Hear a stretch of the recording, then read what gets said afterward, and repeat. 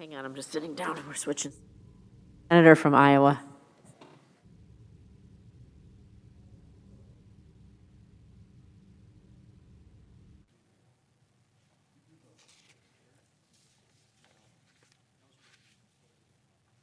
Last week, a member of the Biden administration was confused, very confused, why Fox News is talking all the time about crime. That person is the press secretary to President Biden, Ms. Psaki. She said Americans care more about what is happening in their daily lives than what news says about crime. How much more out of touch could the Biden administration be? Crime is happening in Americans' daily lives all across America. Thousands more people a year are being murdered. Violent crime has increased for 2 years, and there's no sign of it slowing down. The administration's plan to fix the violent crime spike is merely another partisan gun control plan. That's what they think about, doing something about crime. Control the guns of people that abide by the law. It won't seriously reduce violent crime if you do that. It focuses on issues that make up only a tiny fraction of violent crimes, or maybe it doesn't contribute to the problem at all.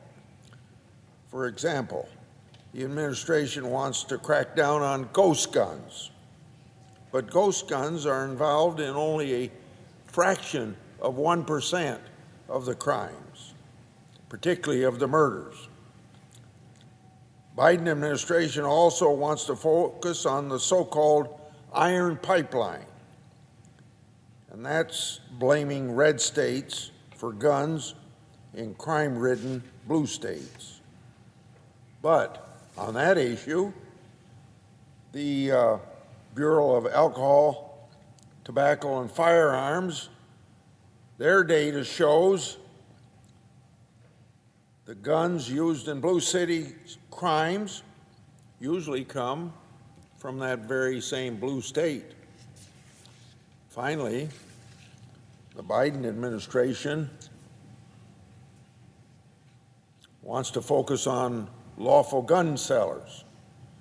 But we have a Department of Justice study finding most crimes are committed with stolen guns from the black market. So, I worry about the Department of Justice could use efforts to reduce violent crime as a pretext to harass lawful gun dealers and owners. Gun sales have increased nationwide because Americans don't feel safe anymore. They feel the police are not proactively policing, so they get a gun to protect themselves. Honest people that don't break the law want to feel safe, and that makes them feel safe. I don't blame them for taking protection of their life and property into their hands. I've related recently about the increases in crime that have nothing to do with guns, and yet all we hear from this administration is about controlling guns. But what does that have to do? Gun control is not going to stop criminals from pushing people in front of subway trains. Gun control won't stop flash mobs from stealing goods from stores. It isn't going to stop the thieves from looting train yards, and you see evidence of this all the time on television, almost daily. People going into stores with bags, filling it up, and just think in San Francisco, some prosecutors said if you steal less than $950 dollars, you won't be prosecuted. So you wonder why people commit crime. If you aren't going to pay a penalty for it, why not do it? So the Biden administration is wasting precious resources and taxpayers' dollars on partisan pet projects of gun control. The Biden administration has ordered the Department of Justice to look like it is doing something without really doing anything at all.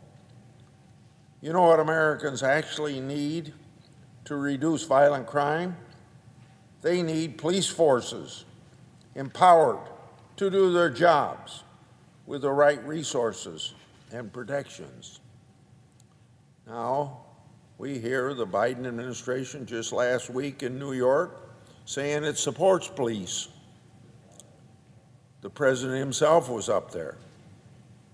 But a leaked executive order shows it wants to take away their non-lethal, life-saving tools and make it more difficult for police to get grants for funding.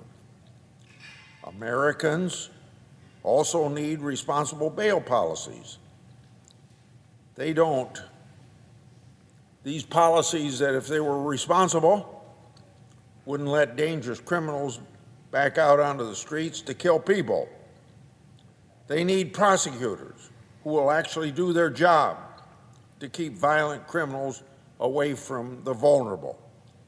The Biden administration has a chance to make a real difference in reducing violent crime. It's a shame that they're wasting their time and resources on a misleading message. When you see the prosecutors in Los Angeles and San Francisco listing a whole bunch of crimes that they're never going to prosecute, it just invites law breaking. We need to stop this defund the police crusade. We need to step up prosecution. We need to eliminate progressive prosecutors. We need to make sure that people don't get bail if they're repeat criminals or a threat to society. In the final analysis, taxpayers are paying for public safety, but in some places in the United States, they aren't getting their money's worth for public safety they pay for.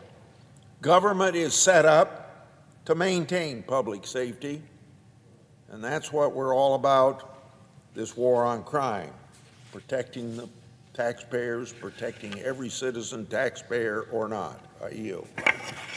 Madam President. The senator